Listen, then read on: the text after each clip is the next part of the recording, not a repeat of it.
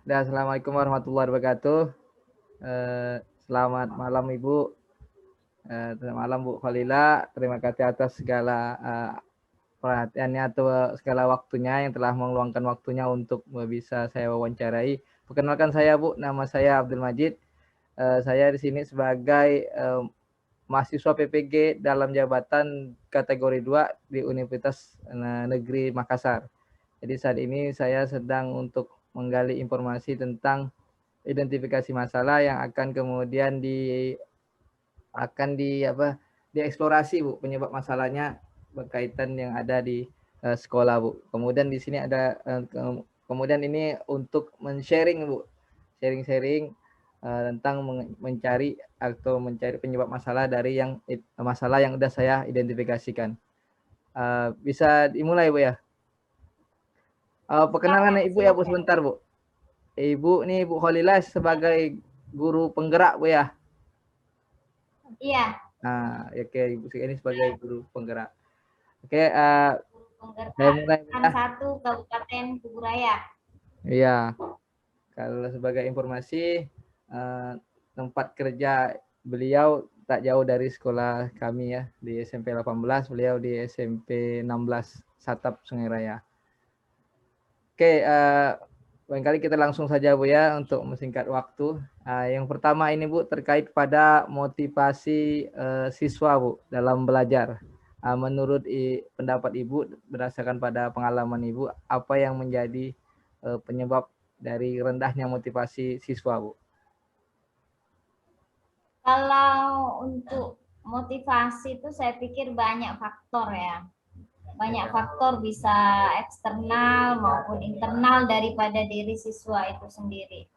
Tapi kalau kita di guru, itu sebaiknya kita tuh lihatnya ke faktor dari kita dulu lah. Paling Dari tidak gurunya faktor Bu. dari kita dulu lah. Sebelum melihat faktor dari eksternal di luar atau faktor dari anak, paling tidak kita sebagai guru itu melihatnya ke dalam diri kita dulu nih. Kenapa motivasi anak-anak kita itu tidak naik atau tidak terbentuk motivasi di dalam pembelajaran kita gitu kan. Ya. Guru tuh sering melupakan dalam pembelajaran itu bagaimana supaya anak itu termotivasi, karena menurut saya, pengalaman saya itu ya, faktor karena guru itu lupa mendiagnosa sampai di mana kemampuan dasar anak-anak kita gitu kan. Kalau kita sajalah, kita perumpamaan kita misalnya, tiba-tiba kita dikasih sebuah aplikasi yang kita tidak pernah tahu nih apa dari mana ini asalnya, tiba-tiba masuk aja kita, misalnya kita tidak pernah belajar Excel misalnya, tiba-tiba kita diberi pembukuan tentang akun akunting lah istilahnya ya, menghitung uang dan lain sebagainya. Tentu kan kita ini apa gitu kan, jadi timbul kebosanan seperti itu. Oke. Jadi kalau kami itu di guru penggerak itu diajarkan bagaimana kita melakukan diagnosa awal, disebut dengan istilah asesmen diagnostik. Jadi kita memetakan dulu kesiapan belajar anak tuh sampai di mana gitu. Anak-anak kita tuh kan punya kesiapan belajarnya tidak sama. Ketika mereka sudah punya kesiapan belajar yang sesuai, kemudian kita lanjut materi berikutnya, tahapannya tuh pas gitu, maka minat naik, maka minat itu akan datang dengan sendirinya. Contoh misalnya kalau di pembelajaran matematika misalnya, jika anak-anak tidak mengerti dulu tambah kurang, bagaimana mau masuk ke perkalian seperti itu? Kan jadi ini ya, jadi hambatan tersendiri buat mereka seperti itu. Itu yang saya pikir dari gurunya itu pemetaan itu sering dilupakan oleh guru, bahwa setiap anak itu punya kesiapan belajar berbeda, punya minat berbeda gitu kan, punya gaya belajar berbeda seperti itu. Oke, Itu sih menurut saya ya Pak Majid ya. Ya, jadi yang penyebabnya adalah dari diagnostik dulu ya, tes diagnostik pemetaan untuk kemampuan siswa. Ya, asesmen diagnostik dulu lah paling tidak ya kan. Kalau sudah kita tahu sampai di mana kesiapan belajar anak, kemampuan dasar mereka sampai di mana, kita bisa tinggal lanjutkan gitu. Jangan main lompat-lompat materi, atau kita tidak mau tahu mereka paham nggak materi sebelumnya atau tidak, kita main lanjut saja, bantai-bantai lah bahasa kita gitu. Oh, berarti yang difokus bisa jadi penyebab dari kurangnya motivasi belajar siswa itu dari kemampuan guru itu, Bu ya. Oke. Bisa saja, menurut saya bukan ya. Kita tidak berusaha mendiskreditkan guru ya. Paling tidak kita sebagai guru tuh sebelum lihat faktor luar, kita lihat diri kita dulu, kita lihat ke dalam dulu. Kan kadang-kadang kita banyak menyalahkan hal-hal di luar ya. Oh, itu anak-anak karena sering main handphone. Oh, anak-anak di rumah tidak diini sama orang tuanya.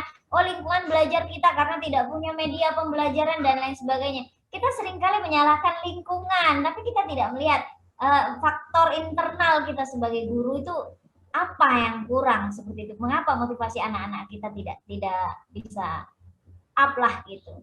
Oke. Terima kasih, Bu. Sekarang pertanyaan nomor 2 yang kedua nih, Bu ya. Kira-kira menurut Ibu nih apa kesulitan penyebab dari kesulitan dari siswa untuk menerima pelajaran, Bu? Kira-kira. Kesulitan ya itu salah satu tadi ya, kita kembali ke tadi itu karena ya, kemampuan dasar tidak diperhatikan oleh guru ya, kemampuan dasar. Jadi dia tidak ada kontinuitas atau istilahnya tahapannya itu tidak pas misalnya. Jadi mereka sulit. Ini kan yang ditanyakan kesulitan ya, kesulitan memahami ya Pak. Ya, kesulitan dalam sulit paham gitu kan. Sulit memahami misalnya. Kalau faktor lain dari anak itu tadi ya, kenapa dia sulit paham gitu ya? Kalau di dalam taksonomi Bloom itu kan ada istilah dulu, tahu dulu nih, udah tahu baru paham. Setelah paham baru mengaplikasikan gitu. Kemungkinan besar di taunya itu dulu, tahu apa enggak gitu. Gimana mau paham kalau enggak pernah tahu gitu misalnya. Atau taunya separuh-separuh gitu. Jadi perlu kita lihat lagi, makanya asesmen diagnostik itu penting Pak Majid dalam memahami siswa itu. Jadi kalau di dalam istilah keren dalam kurikulum Merdeka tuh teach at the right level gitu kan. Kita mengajar tuh pada level yang benar dong. Jangan anak kita baru di level ini, kita ngajarnya di level yang lain seperti itu. Kalau saya sih melihatnya seperti itu Pak Majid. Ada yang lain Bu, faktor yang lain? Tidak paham itu? Nah, yang tidak paham siswa itu, kesulitan siswa. Kemungkinan juga bisa jadi dari strategi mengajar kita, atau memang karena mereka tidak berminat sama sekali tadi ya. Tidak berminat maka cuek seperti itu ya kan. Tidak paham tuh banyak faktornya Pak Majid. Bisa jadi juga ya kekuatan IQ mereka misalnya kan. Anak-anak ini kan ada yang lambat, ada yang cepat. Jadi anak-anak kita tuh memang tidak sama. Sementara kita berharap standar pahamnya itu kan standar klasikal ya. Standar klasikal paham. Tapi kan kita tidak melihat standar-standar per individu gitu kan. Seperti kita di materi kurikulum Merdeka kemarin yang bisa manjat gitu, jangan paksa untuk berenang misalnya gitu kan. Pahamnya itu lihat dulu per individunya itu sampai di mana gitu. Mungkin juga kekurangan media pembelajaran, misalnya CBSA catat buku sampai habis misalnya, catat terus misalnya, tapi tidak ada penjelasan. Banyak faktor. Kalau untuk paham tuh banyak faktor. Oke, terima kasih Bu. Cukup jelas sekali. Sekarang nomor 3 Ibu ya. Menurut Ibu apa yang menjadi penyebab dari orang tua siswa ini tidak peduli terhadap anaknya Bu? Kalau saya kan sama nih, kasus kita kan kebanyakan sama ya. Di berbagai lembaga pendidikan tuh, terutama di perkampungan. Kalau di perkota malah beda lagi. Kadang-kadang terlalu perhatian bahkan. Ada agak-agak overdosis ya kalau di kota, karena itu keluhan kawan-kawan. Kadang-kadang ada intervensi dari orang tua sebagaimana agak-agak berlebihan lah gitu. Kalau kita di pedesaan ini, mengapa mereka tidak mau tahu, cuek seperti itu? Saya melihatnya 2 faktor Pak Majid. Yang pertama itu faktor pendidikan, yang mungkin mereka faktor karena mereka mungkin pendidikannya juga tidak tinggi, jadi ya, atau cuma pendidikan dasar. Kebetulan mereka juga sibuk oleh pekerjaan-pekerjaan, jadi mereka tidak punya visi begitu ya. Sebagai orang tua tuh anak kita mau bagaimana, mau jadi apa. Jadi dia tidak punya target. Iya. Tidak punya target. Jadi maka dia lebih cuek begitu karena mungkin faktor pendidikan tadi. Yang kedua, saya melihat faktornya adalah kurang dilibatkan. Kita ini sebagai pendidik, terutama lembaga pendidikan, kita tidak melihat orang tua itu sebagai aset. Iya. Kita tidak mengolah mereka sebagai bagian daripada kita gitu ya. Jadi mereka seolah-olah menjadi bagian terpisah dari kita gitu, dari dunia pendidikan, dari lembaga pendidikan terutama. Kita ngolah misalnya kita buat kurikulumnya, mereka tidak dilibatkan. Kita punya rencana apa di sekolah, mereka kurang dilibatkan, seperti itu. Jadi tidak ada koneksi, istilahnya chemistry-nya nggak dapet gitu. Kalau kita sering komunikasi, kemudian mereka kita libatkan, saya yakin kepedulian itu akan up dengan sendirinya, gitu Bang Ajit. Oke. Saya kira itu 2 faktor utama. Ya, paling utama orang tua tuh harus dilibatkan Bu ya. Bagaimana? Siap, benar. Oke. Iya. Nah, yang kelima ini Bu, yang keempat ini Bu, menurut jauh banget udah 5. Wah Bu, konsentrasi agak buyar nih. Yang keempat ini menurut Ibu apa yang jadi penyebab guru tidak menerapkan pembelajaran inovatif Ibu? Pembelajaran inovatif ini kan pembelajaran yang istilahnya punya variasi-variasi terbaru ya, sesuai dengan kebutuhan konteks kelas dan materi ya. Kalau saya memahaminya begitu, bukan berinovasi dalam artian seperti inovasi teknologi, tidak. Betul. Tapi kemampuan guru dalam mengolah pembelajaran, memanfaatkan media, kemudian membuat model pembelajaran seperti apa di kelas. Ini kan yang ditanya pembelajaran inovatif, bukan media inovatifnya kan? Betul, pembelajaran. Jadi kesulitan ibu guru menerapkan pembelajaran inovatif. Pembelajaran. Kadang gini Pak Majid, konteks memahami inovasi ini kadang-kadang guru terlalu, kalau saya melihatnya ya, beberapa pertanyaan kawan-kawan guru seputar ini, adalah karena mereka terlalu mengaitkan itu seakan-akan kalau pembelajaran inovatif haruslah berbau teknologi modern. Benar. Seperti itu. Padahal kan tidak seperti itu. Konteks pembelajaran inovatif adalah kemampuan guru mengelola pembelajaran itu sehingga itu menjadi menarik. Itu kan student center kan istilahnya kan. Pembelajaran inovatif adalah yang pusatnya itu adalah siswa gitu. Tidak berpusat pada kita sebagai guru, tetapi siswa yang jadi pusat dari pembelajaran itu. Jadi kalau kita lihat guru tuh kalau enggak ada komputernya, enggak ada infokusnya, enggak ada sound systemnya, misalnya, seakan-akan tidak bisa berinovasi. Padahal kan tidak seperti itu. Satu contoh misalnya, pembelajaran inovatif itu kan kaya dengan praktek-praktek seperti itu ya. Saya melihat pembelajaran inovatif itu kaya dengan praktek-praktek. Kalau misalnya di pembelajaran agama, ya gunakan siswa itu sebagai pusat pembelajaran. Kita gunakan siswa itu supaya hidup suasana, kemudian siswa melakukan berbagai aktivitas pembelajaran yang mereka jadi ininya, jadi senternya seperti itu. Kalau misalnya di matematika misalnya, jangan menunggu ada mesin hitungnya atau jangan menunggu ada alat-alat teknologi, media-media pembelajaran yang ini. Kalau mengukur panjang, udah suruh ukur aja ruangan-ruangan yang ada di dalam, panjang mejanya, panjang bukunya, panjang pensilnya, luas ruang kelas dan lain sebagainya. Saya pikir itu jauh lebih aplikatif dan lebih lebih kontekstual. Guru tuh lupa Pak Majid, banyak orang tuh lupa pembelajaran inovatif itu tidak harus berbau teknologi. Yang penting adalah kemampuan kita mengelola pembelajaran, bagaimana siswa menjadi pusat dari pembelajaran itu sendiri. Oke. Saya melihatnya begitu. Jangan sampai ada misunderstanding tentang pembelajaran inovatif. Jangan sampai Oh, karena kita di sekolah kita tidak ada alat ini klasik sekali. Di sekolah kita tidak ada infokus, kami tidak bisa laptop, listrik mati terus. Kemudian kelasnya jadi jumut, stagnan, ceramah doang gitu. Kalau berhitung harus bagaimana, kemudian harus ada videonya. Kenapa tidak kita saja jadi pemeran utamanya seperti itu? Ya, oke. Saya pikir itu. Mantap sekali penjelasannya, Bu. Ya, kemudian pertanyaan yang ke berapa ini, Bu? Kelima, Ibu ya. Dalam K13 kan ada istilah pembelajaran HOTS, Ibu. Menurut Ibu apa yang menjadi kesulitan siswa dalam mengerjakan soal-soal HOTS nih, Bu? Saya tuh agak-agak ini ya dengan HOTS ini dari awal-awal digaungkan gitu ya.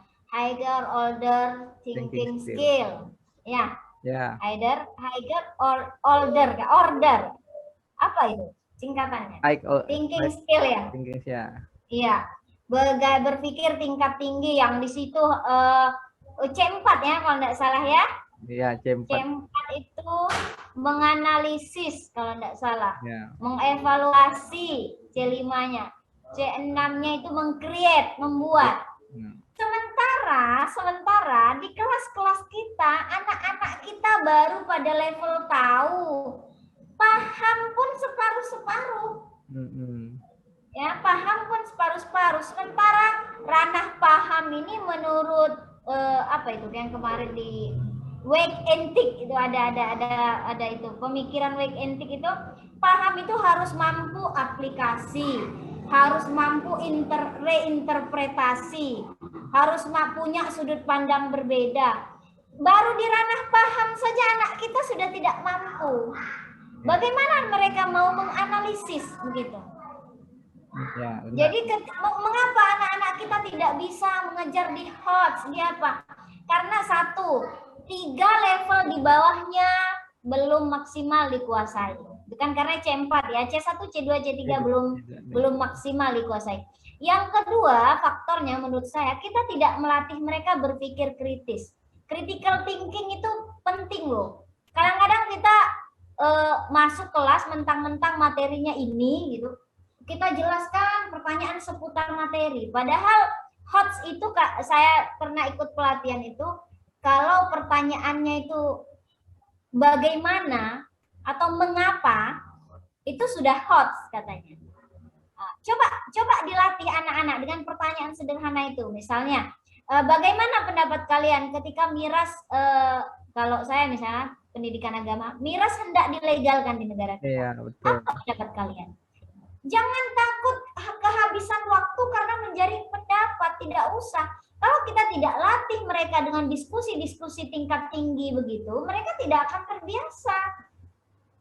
Pancing dengan yang sifatnya kontekstual ya. Jangan selalu berbahasa buku begitu. Bagaimana pendapat kalian dengan peristiwa misalnya sekarang jagat tanah air dihebohkan oleh seorang polisi dengan dianggap punya kerajaan di dalam institusi dan lain sebagainya. Apa pendapat kalian? Bagaimana pendapat kalian?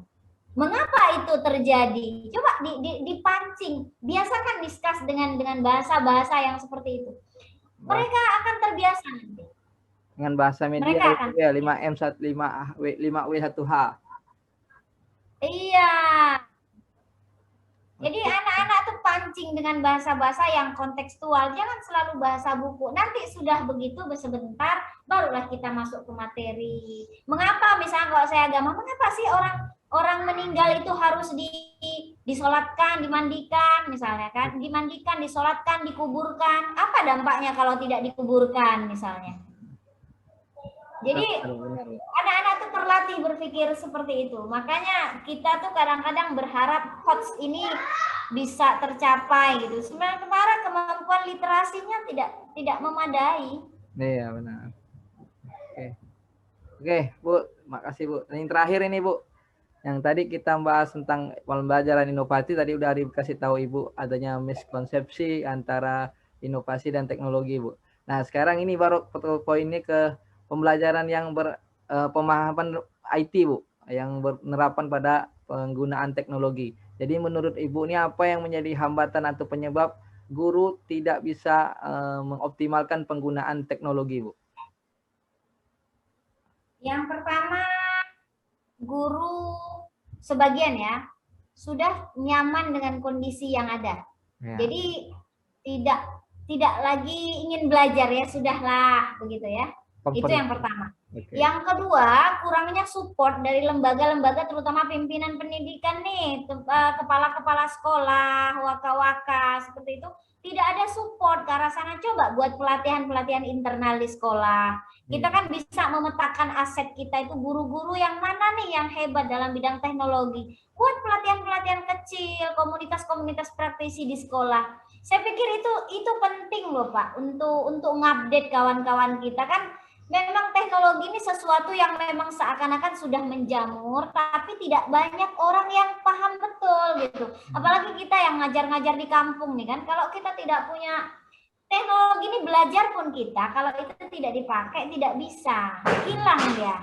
Belajar apapun kita, sementara kita ini kan kalau sudah andragogi ya, belajar pembelajaran orang dewasa ini harus with praktisnya gitu kan, tidak bisa kita cuma berteori, prakteknya kapan-kapan, tidak bisa seperti itu. Maka perlu dorongan oleh kepala sekolah, dorongan lembaga ya, dorongan pimpinan. Jadi kalau gurunya misalnya tidak update atau tidak punya alat, tidak punya media, ya sekolah dong.